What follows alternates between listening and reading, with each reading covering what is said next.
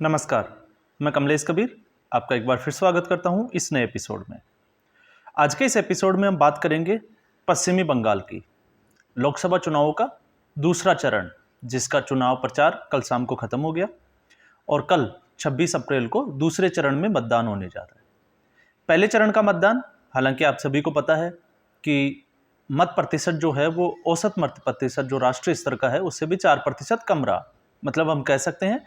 कि पहला चरण जो है वो थोड़ा ठंडा गया, लेकिन जैसे ही दूसरा चरण शुरू हुआ उसके बाद में चाहे प्रधानमंत्री नरेंद्र मोदी की चाहे रैलियों के भाषण हो और उसके बाद में कांग्रेस पार्टी पे जो आरोप लगाए उसमें चुनाव प्रचारों ने थोड़ी सी गर्मी पकड़ी। लेकिन इसी बीच 2 दिन पहले कोलकाता हाईकोर्ट का एक बड़ा फैसला आया और कोलकाता हाईकोर्ट के इस बड़े फैसले से ममता बनर्जी की सरकार की जो जड़ें हैं वो हिला के रख दी।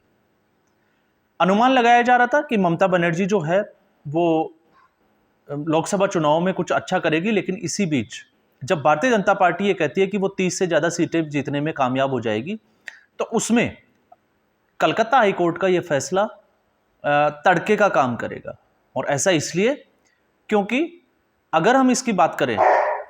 तो तृणमूल कांग्रेस आम आदमी पार्टी के साथ जो है वो बड़ी टक्कर देती हुई आम आदमी पार्टी को दिखाई दे रही है।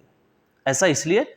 क्योंकि भ्रष्टाचार के आरोपों में आम आदमी पार्टी के भी कई बड़े दिग्गज नेता और मंत्री जो है वो जेल में हैं और ठीक ऐसी ही स्थिति ममता बनर्जी की सरकार की बनी हुई है। ममता बनर्जी हमेशा सुर्खियों में रहती है, हालांकि उनका सफर जो था वो बड़ा संघर्षपूर्ण था और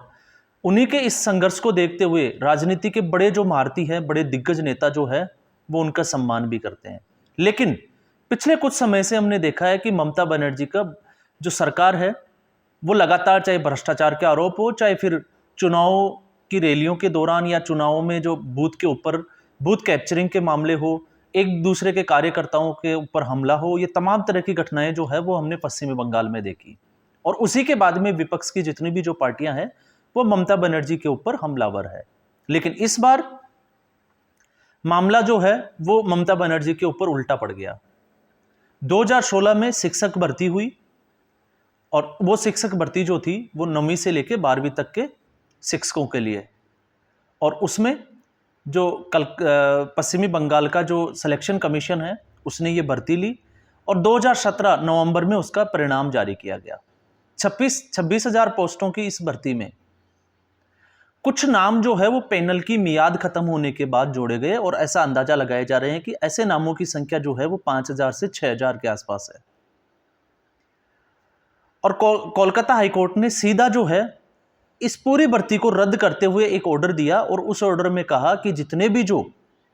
पैनल के बाद में मियाद खत्म होने के बाद में जिन शिक्षकों की नियुक्ति की गई या जिनका नाम जोड़ा गया, उनको 12% सूद के साथ 4 सप्ताह के अंदर जो है वो सैलरी, जो भी उनको वेतन मिला, उसको वापस जमा कराना पड़ेगा। अब इससे जो है वो विपक्षी पार्टियों को एक मौका मिल गया और खास तौर से भारतीय जनता पार्टी को कि वो अब पश्चिमी बंगाल में ममता बनर्जी की सरकार के ऊपर हमला बोल सकती है और हमला कर भी रही है। इसके साथ में आपने देखा होगा संदेशखाली का मुद्दा जो है वो अभी शांत हुआ ही नहीं था। तो इस लोकसभा चुनाव के दौरान ऐसे 2 बड़े मुद्दे जो है वो तृणमूल कांग्रेस के खिलाफ जाते हुए दिखाई दे रहे हैं और इसका सीधा फायदा जो है वो भारतीय जनता पार्टी को। हालांकि इस फैसले के बाद में एक चुनावी सभा को संबोधित करते हुए ममता बनर्जी ने बड़ा आरोप जरूर लगाया है, लेकिन उस ममता बनर्जी ने भारतीय जनता पार्टी के साथ कांग्रेस और सीपीएम इन दोनों पार्टियों को भी निशाने पे लिया है और उन्होंने कहा है कि जो सरकारी कर्मचारी है वो इन पार्टियों को भी वोट नहीं करेंगे। और ममता बनर्जी ने कहा कि वो ये जो बेरोजगार जो शिक्षक हुए हैं उनके साथ खड़ी हैं, उनको न्याय दिलाने का काम करेगी। और साथ में ये भी कहा कि हाईकोर्ट को तो भारतीय जनता पार्टी ने खरीद लिया, लेकिन सुप्रीम कोर्ट से अभी उनकी उम्मीद जो है वो बाकी है। तो अब वो इस फैसले को सुप्रीम कोर्ट में चुनौती देने जा रही है। तो सीधे तौर पे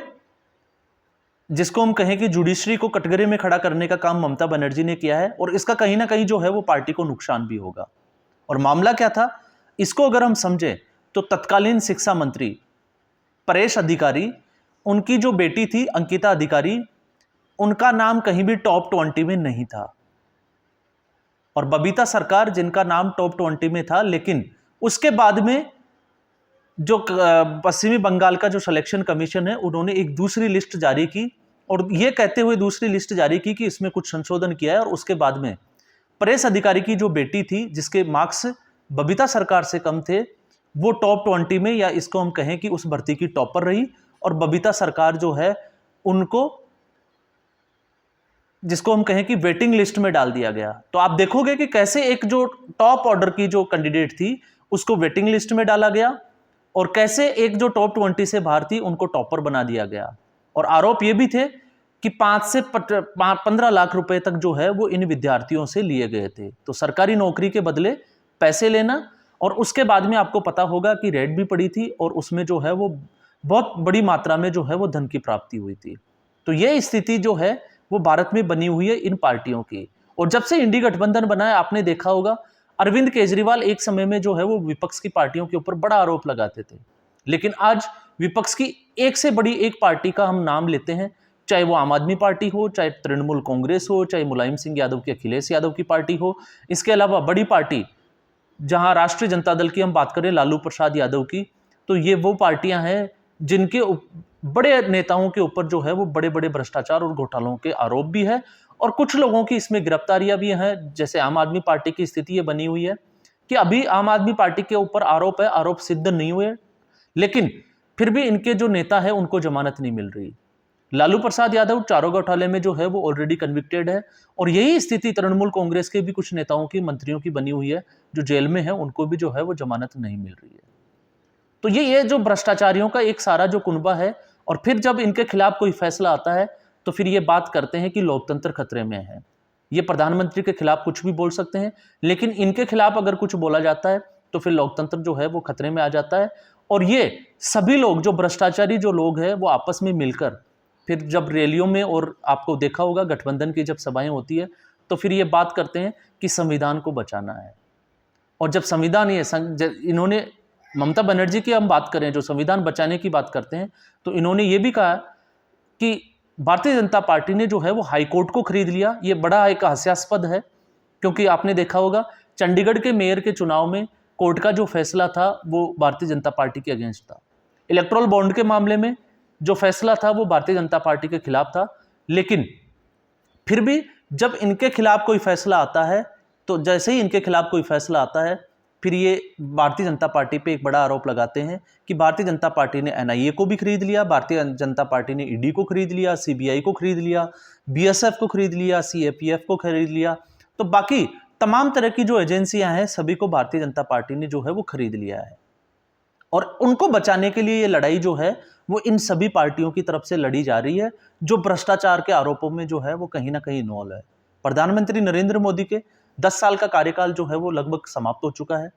और थर्ड टर्म जो है वो लग रहा है, उम्मीद है जिस हिसाब से जो चुनावों की जो प्रक्रियाएं चल रही है उस हिसाब से लग रहा है कि भारतीय जनता पार्टी का तीसरा जो टर्म है नरेंद्र मोदी का, वो शायद ही ये पार्टियां जो है वो रोक पाएगी। और ऐसी स्थिति में जब चुनाव का समय चल रहा हो और दूसरा चरण सामने है, पहला चरण समाप्त हो चुका है, 7 चरणों तक चुनाव होने वाले हैं, और उस वक्त विपक्ष के खिलाफ अगर कोर्ट के ऐसे फैसले आते हैं तो फिर इससे आप अंदाजा लगा सकते हैं कि ये जो फैसले हैं ये भारतीय जनता पार्टी के 400 पार वाला जो आंकड़ा है उसको पूरा करते हुए दिखाई देते हैं। तो एक के बाद एक बड़े फैसले, घोटाले, इनका नाम दर्ज है। वैसे आपको पता होगा इससे पहले भी ममता बनर्जी के एक बड़े अधिकारी, पुलिस अधिकारी के खिलाफ जो है वो एक रेड पड़ी थी, उनको अरेस्ट करने के लिए ले जाया गया था, तो ममता बनर्जी जो है वो धरने पे बैठ गई थी। तो ये वो लोग हैं जो भ्रष्टाचारियों को बचाने का जो है वो भरसक प्रयास करते हैं। और जब इंडी गठबंधन बना था तब आपने ये भी देखा था कि अरविंद केजरीवाल और ममता बनर्जी यही दो ऐसे नेता थे जिन्होंने नीतीश कुमार कहें या कांग्रेस पार्टी, राहुल गांधी के साथ भी खेल कर दिया था और नीतीश कुमार के साथ भी खेल कर दिया था। और पूरे इंडी गठबंधन को तहस नहस करने का अगर हम किसी का नाम ले बड़े नेताओं का, तो वो आता है ममता बनर्जी और अरविंद केजरीवाल। आपको पता होगा ममता बनर्जी ने अचानक से मल्लिकार्जुन खड़गे का नाम आगे करके राहुल गांधी को जो है वो किनारे कर दिया था। और आज भी जब सीटों को बंटवारे को लेकर की बात करें या भारत जोड़ो न्याय यात्रा का पार्ट 2 जो है जब पश्चिमी बंगाल में पहुंचने वाला था, उससे पहले ममता बनर्जी ने बड़ी धमकी जो है वो कांग्रेस को दी थी, और कांग्रेस को यह भी कह दिया था कि तृणमूल कांग्रेस जो है वो 40 सीटों पे चुनाव लड़ेगी और 2 सीटें जो है वो कांग्रेस पार्टी को देने के लिए तैयार है। तीसरी सीट वो देगी, लेकिन अगर सोनिया गांधी उनको फोन करके खुद अगर तीसरी सीट की मांग करती है तो वो तीसरी सीट देगी। लेकिन जब यहाँ बात गठबंधन की आती है तो कुछ लोग जो है वो फिर जो आपको गोदी मीडिया कहने लग जाएंगे, फिर आपको जो है वो अंधभक्त कहने लग जाएंगे। लेकिन शायद उनको ये पता नहीं होगा कि ममता बनर्जी ने इस कोर्ट के फैसले के बाद में भारतीय जनता पार्टी को ही नहीं, कांग्रेस पार्टी को भी कटघरे में खड़ा किया है और उन्होंने कांग्रेस पार्टी के ऊपर भी बड़ा आरोप लगाया है। तो एक तरफ जहां कहने को यह है कि गठबंधन जो है वो मिलकर मोदी को सत्ता से बाहर करने के लिए लड़ाई लड़ रहा है, और दूसरी तरफ यही गठबंधन जो है जब इनके राज्य की और इनके क्षेत्र की बारी आती है तो फिर इनकी स्थिति जो है वो सिर फुटबॉल वाली हो जाती है। और ऐसा इसलिए क्योंकि सारी पार्टियां जो है वो एक जैसी है, एक जिसको कहते हैं ना ढाक के 3 पात। सभी पार्टियों के ऊपर बड़े आरोप है। कांग्रेस भी इससे अछूती नहीं है, क्योंकि नेशनल हेराल्ड में ईडी ने जो है वो लगभग 572 करोड़ की संपत्ति जो है वो अटैच की है। तो कांग्रेस पार्टी, चाहे वो राहुल गांधी हो चाहे सोनिया गांधी हो, बड़े आरोप है, जमानत के ऊपर वो बाहर है। ठीक ऐसे ही अरविंद केजरीवाल की तो हमें बात ही क्या करनी है, क्योंकि हर वीडियो में उनकी बात चलती है। ममता बनर्जी आपने देखा ही है। इसके अलावा आप बात करें लालू प्रसाद यादव की, वो ऑलरेडी कन्विक्टेड है, और तेजस्वी यादव उनके पूरे परिवार के ऊपर दूसरी एक जांच और चल रही है, लैंड फॉर जॉब्स, सरकारी नौकरी के बदले जो है वो जमीन अधिग्रहण का मामला। तो ऐसे जो है वो सभी पार्टियां एक से बड़े एक जो है वो भ्रष्टाचार के मुद्दों में गिरती हुई दिखाई देती है।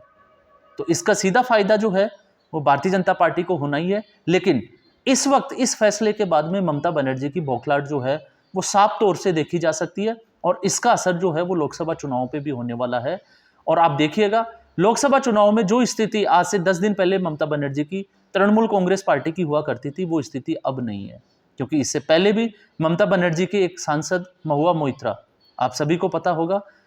और उन्होंने भी जो है वो दर्शन हीरानंदानी से जो है वो पैसे लेके जो है उन्होंने संसद के पटल पे कुछ क्वेश्चन किए, और क्वेश्चन कौन से थे उस पर हम पहले ही वीडियो में बात कर चुके हैं। तो ऐसे ऐसे जो है पार्टी के इन नेताओं के ऊपर आरोप लग रहे हैं। तो आज के एपिसोड में बस इतना ही। उम्मीद करूंगा आपको ये एपिसोड पसंद आया होगा। लाइक करें, शेयर करें और चैनल जरूर सब्सक्राइब करें। धन्यवाद।